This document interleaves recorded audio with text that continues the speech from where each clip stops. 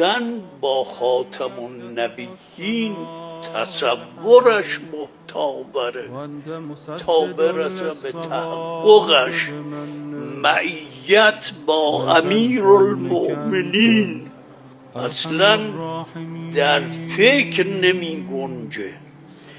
معیت با سید الشهدا یک ختم قرآن کنی هدیه کنی به سید الشهدا با حسین ابن علی خواهی بود. یک ختم قرآن کنی هدیه کنی به امام زین العابدین با او خواهی بود. یک ختم قرآن کنی هدیه کنی به امام هشتم با علی ابن موسی رضا مأمی شوی.